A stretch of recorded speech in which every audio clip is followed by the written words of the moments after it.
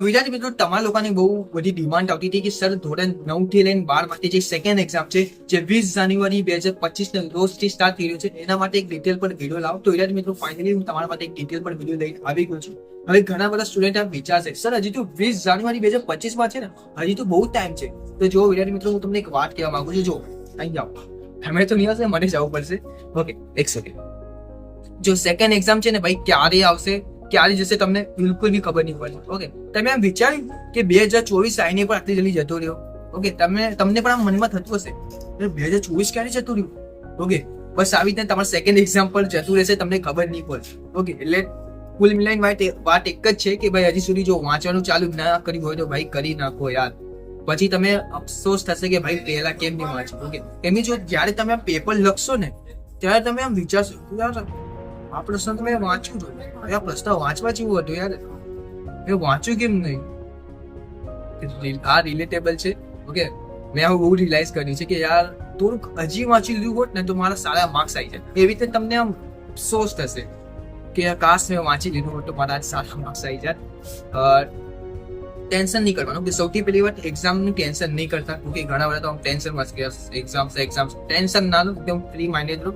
મેં પણ મારા જીવનમાં કદી ટેન્શન નહીં લીધું. ઓકે, કદી. ઓકે, હું મારા લાઈફમાં બેક બેન્ચર સ્ટુડન્ટ થઈને રહી ચૂક્યો છું. ઓકે, મેં પણ બધા કાંડ કર્યા છે. મેં પણ સ્કૂલ્સના પંખા વાળ્યા છે, ઓવર તોડ્યા છે, બધું જ કાંડ કર્યા છે. એક જ દિવસ હું ક્લાસમાં ગયો. ઓકે, 365 માંથી એવું વિચારું ખાલી 50 દિવસ હું ક્લાસમાં હોઈશ, બાકી 200 દિવસ તો ભાઈ બંક મારવામાં જતા રહ્યા, બાર ઓફિસમાં બેસવામાં જતા રહ્યા. ઓકે, કેમ કે એ ટાઈમે મારા જોડે ફ્રેન્ડ જ એવા હતા. ચાલો, હવે હું તમને મેઇન વાત કહી દઉં કે તમારા લોકોને તૈયારી કઈ રીતે કરવાની છે. જો તૈયારી કરવી હોય તો સૌથી પહેલા તમારા લોકોનો કોર્સ જાણી લો કે તમારા લોકોનો કોર્સ કેટલો રહેવાનો છે. તો જો ધોરણ 9 થી લઈને 12 નો જે કોર્સ છે ને તે અલગ અલગ રહેવાનો છે. સૌથી પહેલા આપણે ધોરણ 9 અને 11 ની વાત કરી લઈએ. તો જો ધોરણ 9 અને 11 માંથી ભાઈ કોર્સ છે ને ખાલી જાન્યુઆરી સુધીનો આસપાસ રહેશે. ઓકે, જાન્યુઆરી મહિનો હશે એનો જ આસપાસ, એટલે જાન્યુઆરીના મહિનાના અંત સુધી જ તમારા લોકોનો કોર્સ રહેશે. ઓકે, જેટલા તમારા સ્કૂલમાં ચાલી હશે એટલા જ ચેપ્ટરના તમારા લોકોને એક્ઝામ પૂછાવ ધોરણ 9 અને 11. અને ધોરણ 10 અને 12 માં તો ભાઈ ફૂલ્લી કોર્સ હશે. ઓકે, બધા ચેપ્ટર્સ તમને લોકોને એક્ઝામમાં આપવા, તમને એ તો ખબર પડી તમારે કેટલું કોર્સ રહેવાનું છે. હવે મેઇન વાત કરી લઈએ કે સર તૈયારી કઈ રીતે કરવી. જો તૈયારી કરવી હોય તો ભાઈ સ્માર્ટ વર્ક કરો. ઓકે, હાર્ડ વર્ક ના કરો. હાર્ડ વર્ક એટલે એવું નહીં કે ભાઈ આ ચેપ્ટર ચલો આખું વાંચી લે, ચેપ્ટર વાંચી લે, એવું નહીં. ચેપ્ટર ખબર કોના વાંચાય? ગુજરાતી ના વાંચાય, સંસ્કૃત ના વાંચાય.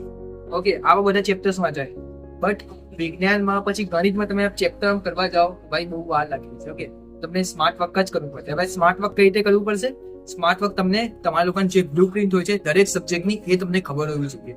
ઓકે, તો દરેક સબ્જેક્ટની બ્લુ પ્રિન્ટ દરેકને તો ખબર ના હોય. તો જો તમે એના પર કમ્પ્લીટ ડિટેલમાં હું વિડીયો લઉં દરેક સબ્જેક્ટ માટે બ્લુ પ્રિન્ટ, તો તમે ખાલી કોમેન્ટ કરી નાખો કે સર બ્લુ પ્રિન્ટ કઈ છે બતાવી દો. તો હું તમારે કોઈ જ્યારે એક્ઝામ હશે ને એના થોડા દિવસ પહેલા તમને બ્લુ પ્રિન્ટ બધું નાખી દઈશું.